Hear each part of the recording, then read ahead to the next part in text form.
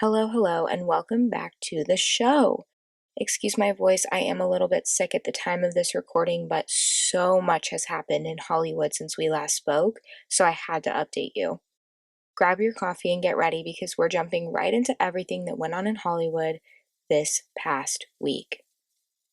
A lot has been uncovered this week in Hollywood relationships. That's for better or for worse. This week we found out that one of the most loved couples, Jason Momoa and Lisa Bonet, have announced that they will be separating after 16 years together, 4 of which they have been married. The former couple released a statement saying the following: "We have all felt the squeeze and changes of these transformational times. A revolution is unfolding and our family is no exception, feeling and growing from the shifts occurring. And so we share our family news that we are parting ways in marriage." Unquote. The couple shares 2 children together, and a source is saying that much of this split is actually because of Jason's increasing fame. They like to be a low-key family. They like to have a ranch lifestyle, and his success has grown so much, and it's become hard for Lisa and the children to be on location for long periods of time, which it's really sad. Like, the thing that brought them together is also the thing that's tearing them apart. Unfortunately, they aren't the only couple in Hollywood that we were rooting for who's decided to split. After 3 years together and welcoming a child over a year ago, Emma Roberts and Garrett Hedlund have split. They've always been really low-key, and we hardly even knew that they were really together until they announced their baby in June. But that's to be expected after her very public relationship with Evan Peters. Now that they've split, they've listed their $2 million Los Feliz home and have not released a statement yet on how they plan to co-parent. Not that they owe us that, but, a lot of us are expecting it because they're celebrities and they share a child now in the public eye.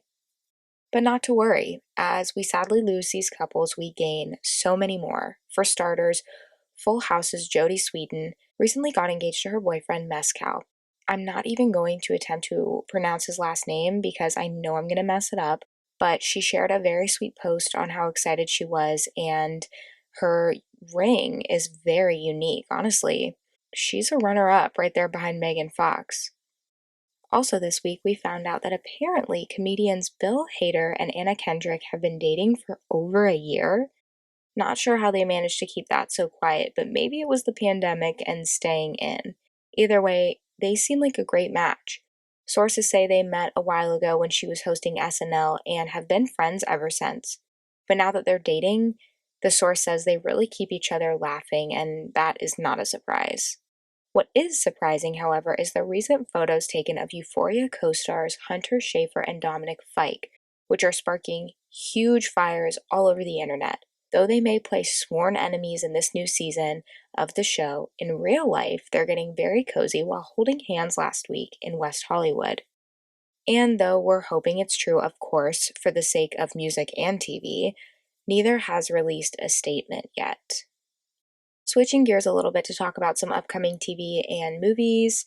As I said in the past, we don't know much about the new season of White Lotus. Slowly, we're getting more and more information, but the latest is that this new season is going to be set in Sicily, still at a Four Seasons hotel, just like in the first season. And this time around, they've really amped up the hype for the show. They've created a fake website for the hotel, and on the website, it says that the hotel is closed to guests until April, which might be a hint at when we can expect the show or a release date for the show. But as I said before, I'm definitely going to be watching. Are you? There's also a lot of great documentary recreations and things like that coming up with star-studded casts. The ones that I'm most excited about are We Crashed, which is going to be about the rise and fall of WeWorks. I actually worked at a WeWorks once upon a time, so this is going to be really interesting to get kind of a backstory and a history on the company. But this is set to star Anne Hathaway and Jared Leto, and you can watch the trailer in my show notes. It's going to be streaming on Apple TV April 22nd. Also, Elle Fanning is set to star in The Girl from Plainville on Hulu. This is going to be about the 2014 case involving Conrad Roy, who unfortunately completed suicide by carbon monoxide poisoning. However, Elle is playing Michelle Carter, who was his girlfriend that sent him ongoing and aggressive text messages, convincing him to do so. The show's going to outline her trial, and I honestly suggest watching it whether or not you're interested in true crime, because this case is a great lesson on how your words can impact someone, and it's definitely unlike anything we've ever seen before. Also, something very unexpected was Daniel Radcliffe being cast to play Weird Al in his upcoming biopic. Yeah, this is going to air on Roku. It's a Roku original, and it's going to take us through the life and how exactly Weird Al became Weird Al.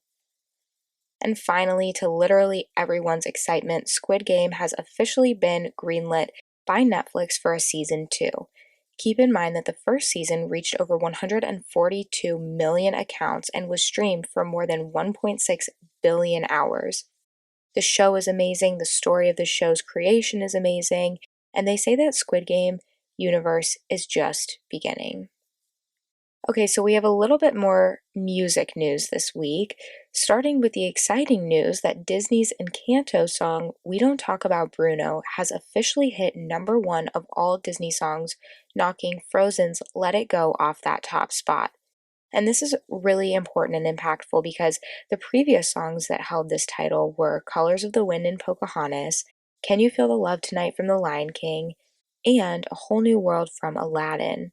Songs we know and love. We know almost every word to these songs. We grew up with them as we were children, but now our children will feel the same about this song. Also in music news, fans are devastated after Adele cancels her Vegas residency at the last minute. The singer shared a sad video to the public saying that she's gutted and devastated but must postpone her show due to not being ready and having a COVID surge. She says that half of her team is down because of COVID and it's impossible to get the show where she wants it to be, but promises to reschedule all dates. She's also been connecting with fans who have purchased tickets to cheer them up, so, at least she's trying. We have to understand that this is really out of her hands. A little bit of Hollywood crime news before we get into some baby news. Kanye West was officially named a suspect in a criminal battery case. The incident occurred downtown in LA and carries a minimum sentence of 6 months in jail. Apparently, he was approached by a fan, words were exchanged, and he punched the fan in the face, knocking him to the ground. Not a great look when you have your child's birthday coming up. Kanye also claims that Kim's new relationship with Pete Davidson is what enraged him, and now we have to think that this is not the first time. He actually did this to a photographer in the past and was sentenced to 250 hours of community service, 2 years probation, and 24 anger management sessions. So we'll see what he gets off with this time. Also this week, actor Arnold Schwarzenegger was involved in a multi-car collision. There were 4 cars involved and it happened on Sunset Boulevard in Hollywood. Police have determined that no drugs or alcohol were involved, but Arnold is fine. At this time, he says his main concern is the woman who was taken to the hospital with a head injury. And yeah, that case is pretty open and shut, but another case that was shut this week was that of Gabby Petito. After Gabby went missing and her boyfriend Brian Laundrie went on the run, his remains were found later. So why is this case of her homicide closed? Well, next to Brian Laundrie's remains were his notebook. And in that notebook, he admitted to taking Gabby's life at just 22 years old. Though how he did it and any other contents of that notebook are not being released to the public, he then took his own life by gunshot wound to the head, and now we know who's responsible for both. So the police and FBI have closed the case. For a complete timeline, visit the link in my show notes. Lastly, for crime this week, TikTok star Rory Tinsley was found strangled to death after a fight with his boyfriend. Rory has over 200,000 followers on the platform and has been with his boyfriend for 10 years before his life was cut short after an argument they got into over the video game Overwatch, which is crazy and so ridiculous. He was charged with second-degree murder, and this is really sad news, of course, but it's so weird. The reasoning, I cannot believe a video game caused someone to snap after 10 years. We're going to have to wait and see what the sentencing is, but I'll definitely be following this one. And that's actually a really good transition into who we lost this week in Hollywood. Unfortunately, there are quite a few. To begin, we lost Meatloaf, who was 74 years old and a Grammy Award-winning singer. His cause of death was not shared, but in the past few years, he's had a few minor health issues, so we're not sure if this is related to that. We also lost fashion icon Andre Leon Talley. He was the first Black creative director for Vogue and had worked with major names in the industry. For a breakdown of his amazing life and accomplishments, of course, visit the show notes. And finally, my thoughts are with Regina King, who lost her son Alexander this week at age 26 when he died by suicide. Alexander was her only child and the person she claims to be her biggest source of pride. Everyone please send her some love. Okay, yes, we are finally to the baby news this week, so here we go. Remember 2 seasons of Below Deck ago when Danny got pregnant right after the show and claimed that it was Jean-Luc's baby? Then there was an explosive reunion because he denied it and he demanded a paternity test even though she claimed she was never with anyone else. Well, he sure does look like an ass right now because the results are back and he is the father. They say that since they found out the truth, they've been learning to co-parent, and Jean-Luc says, Danny and I have been working and communicating together to be the best of our ability.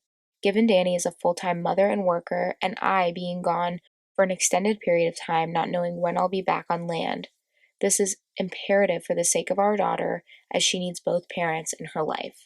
Way to finally step up. Also in baby news, I'm sure I'm not telling anyone this information for the first time, but just as the internet started to speculate that they had split up, Nick Jonas and Priyanka Chopra have welcomed their first child together via surrogate. This means all the Jonas brothers now have children, and what's better is that they're all girls, so maybe we're going to get another child band from them. There are a few other headlines that don't really fall into a category, like Selena Gomez sharing that her new tattoo matches that of Cara Delevingne. She says that the watercolor rose represents Cara's nickname for Selena, which is Rosebud. So that's super cute. Also, apparently SNL's Pete Davidson and Colin Jost have bought a decommissioned Staten Island ferry, saying, quote, the idea is to turn this space into a living entertainment event space with comedy, music, art, etc. They're still in the early stages, but everyone involved had the same ambition, which was not seeing this go to the scrapyard. Both of the comedians are from Staten Island, so this really just makes sense. In other random news, M&M, the candy, is doing a little rebranding. They are changing some of their iconic mascots and giving them a makeover to promote inclusivity. This means changing their, quote, female characters, who was once wearing, feminine clothing like high heels, giving them some less feminine accessories, such as sneakers. They say, quote, our ambition is to upend the expected, break through barriers, and discover the little joys shared in everyday life. Imagine a world with less judgment and more connection and consistent laughter. Honestly, I'm about to live my life by that quote. That was so well said. And finally, in some positive news, after a horrific fire started in a Bronx apartment complex killing 17 people, rapper Cardi B has vowed to pay for all funeral costs of all the victims. In a statement, she said, quote, I'm extremely proud to be from the Bronx, and I have lots of family and friends who still live and work there. So when I heard about the fire and all of the victims, I knew I needed to do something to help. I cannot begin to imagine the pain and anguish that these families and victims are experiencing, but I hope that not having to worry about costs associated with burying their loved ones will help them move forward and heal. I send prayers and condolences to everyone affected by this horrific tragedy. Unquote. It's great to see celebrities connecting to their communities and really doing something to give back when they can. And it's also a great way for her to shut down the haters. She's way more than just the singer of WAP. That's it for this week's headlines. Don't forget you can read more details on each by clicking the link in my show notes. If you see any headlines you want covered or have thoughts on this week's, DM me at Megan the Morning Podcast, and I will be back next week to catch you up on the latest pop culture news.